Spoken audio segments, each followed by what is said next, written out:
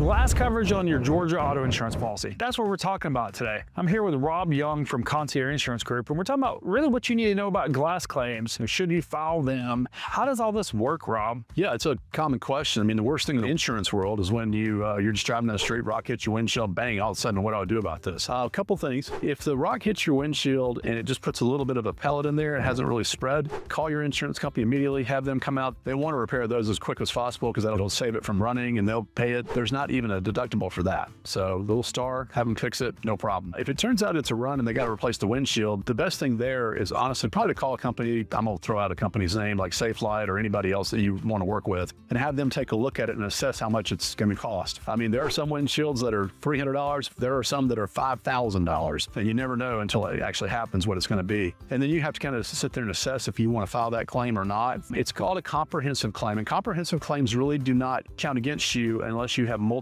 comprehensive claims. So you want to file those if it's really significant. So the guy that had the $300 claim, I'd probably pay that out of pocket. But the guy that has the $5,000 claim, that's probably one I would file. So again, I'll give you a little of a caveat on that, or a little bit of a disclaimer that you can file any claim you want to. So I don't ever want to tell somebody they can't file a claim. But if you want to kind of keep your insurance costs down, file the big claims, don't file the little ones. But the rock hitting your windshield is not a huge claim. It's not like an at-fault accident, but you want to not have a bunch of them. Just have one or maybe one of those every 4 or 5 years. If you've already had one and you got another one, you may want to think about that a little bit before you file that claim. On that note, though, a lot of companies have glass coverage deductibles that are a lot lower. Some have $50 deductibles, some have $0 deductibles. So when you talk to your agent, you may want to chat and talk about that. I'll tell you, as an agent, one of the things we hate is when somebody's got to go out of pocket because a rock hit their windshield. So very common question. Well, and actually what I didn't know until this actually happened to me 15 years ago. When I first got insurance, it actually was my first day as an insurance agent many years ago. I was driving to my new office to go work for my captive insurance agency, and I get pulled over by the police. You get a ticket. And guess what that ticket was for? A cracked windshield.